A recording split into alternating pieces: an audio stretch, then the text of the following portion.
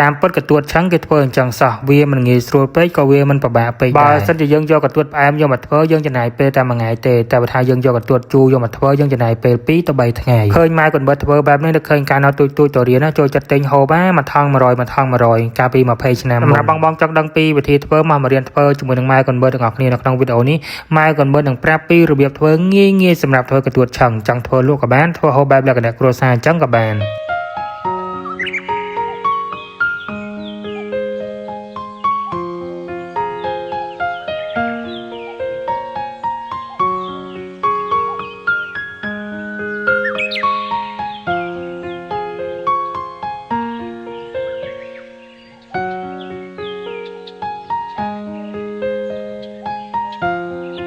ក្រោយពីម៉ែបែកកទួតរួចរាល់ហើយម៉ែក៏រើសយកតែអាណាផ្លែល្អផ្លែធំទេសម្រាប់អាណាផ្លែក្តៀបទូចគឺម៉ែអត់យកសម្រាប់កទួតដែលម៉ែក៏បែកយកមកឲ្យម៉ែកូនបិទធ្វើកទួតឆឹងក្នុងថ្ងៃនេះគឺកទួតផ្អែមមិនមែនកទួតជូរទេកទួតផ្អែមអញ្ចឹងយើងអត់មានបែកធ្វើទេយើងចំណាយពេលតែមួយថ្ងៃគឺធ្វើបានហូបមកពីម៉ែរើសកទួតអីរួចរាល់ហើយម៉ែកូនបិទទំនេរដែរក្រោយពីឲ្យកូនបិទដេករួចរាល់ហើយគឺម៉ែកូនបិទចាប់ដើមលាងយកតែម្ដងសម្រាប់ការលាងកទួតនេះដែរយើងមិនមែនចេះតែលាងណាពុកម៉ែបងប្អូនអ្នកគ្នាយើងលាងវា3ទឹកហើយនៅពេលដែលយើងលាងវានឹងយើងដោះវាឲ្យរាងខ្លាំងតិចដើម្បីឲ្យសាច់កទួតនឹងរាងទួតតិច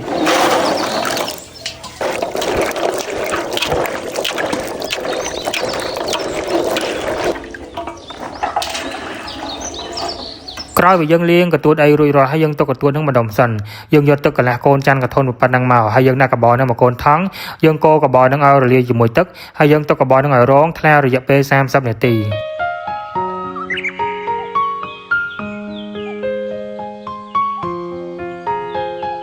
ក្រោយពីទឹកកំបោររបស់យើងរងថ្លាដល់ហើយយើងយកកទួតយកម្ចាក់ចូលក្នុងចានកធនមួយមកបន្ទាប់មកយើងយកទឹកកំបោររបស់យើងយកម្ចាក់ត្រាំកទួតហ្នឹងកុំឲ្យដល់អាការសខាងក្រោមចាក់យកតែទឹកថ្លាខាងលើបានហើយ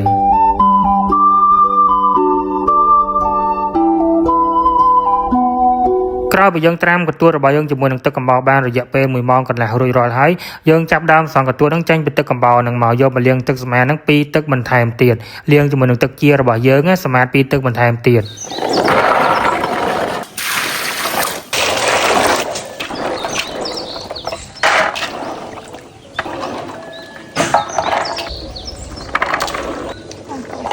ក្រោយពីយើងលាងសម្អាតកទួតរបស់យើងបាន2 3ទឹកស្អាតល្អហើយយើងចាប់ដើមដាក់ឆ្នាំងខ្ទះមកយើងប្រើជាមួយនឹងស្ករសចំនួន1គីឡូកន្លះកទួតរបស់យើងប្រើចំនួន4គីឡូខ្ញុំមិនភ្លេចប្រាប់បងអ្នកគ្នាកទួតយើង4គីឡូប្រើជាមួយនឹងស្ករសចំនួន1គីឡូកន្លះសម្រាប់ទឹកមិញគឺទឹកពណ៌ពុកម៉ែបងប្អូនអ្នកគ្នាយើងបន្ថែមពណ៌បន្តិចមកដើម្បីឲ្យកទួតរបស់យើងនឹងពណ៌ក្រហមស្អាតតែម្ដងរួចហើយយើងដាក់ជាមួយនឹងទឹកជាប្រហែលជា1កូនចានចងទីងមកបានកំណាក់ច្រើនពេកយើងរំលឹកឲ្យរលាយស្ករហើយគឺយើងចាក់កទួតរបស់យើងចូលឆឹងតែម្ដងក្រោយពីយើងចាក់កទួតចូលរួចរាល់ហើយយើងចាប់ដើមឆឹងកទួតរហូតតរវាស្ងួតទឹករហូតតរវាដាច់ទឹកពុកម៉ែបងប្អូនអ្នកគ្នាអានេះសម្រាប់កទួតផ្អែមយើងប្រើពេលឆឹងដល់1ម៉ោងជាងតែ1ម៉ោងតិចតួចគឺវាចាប់ដើមស្ងួតទឹកគឺចូលជាតិស្ករផ្អែមឆ្ងាញ់តែម្ដងសម្រាប់កទួតជូរគឺយើងធ្វើវិធីផ្សេងគ្នាពុកម៉ែបងប្អូនអ្នកគ្នាអត់ធ្វើដូចនឹងវិធីកទួតផ្អែមទេកទួតផ្អែមយើងធ្វើបែបលក្ខណៈងាយតែបើថាកទួតជូរគឺយើងប្រើពេល2ទៅ3ថ្ងៃតម្រាំដែលយើងធ្វើបានយើងកូរវារហូតតរវាដាច់ទឹកដូចមកឃើញនៅក្នុងវីដេអូហ្នឹងអញ្ចឹងមើលទៅវារៀងដាច់ទឹកគឺយើងចាប់ដើមបន្ថយភ្លើងហើយយើងកូរវាទៅរឿយបន្តិចទៀតតរវារៀងដាច់ទឹកស្ងួតតែម្ដងអាហ្នឹងប៉ុណ្ណឹងបានឥឡូវនេះកទួតឆឹងរបស់ម៉ែកូនបិទគឺបានហើយរួចរាល់យើងចាក់វាទុកឲ្យស្ងួតទុកវារៀងត្រជាក់បន្តិចប្រហែលជា1ម៉ោងជាង2ម៉ោងគឺវាស្ងួតវាត្រជាក់ហើយ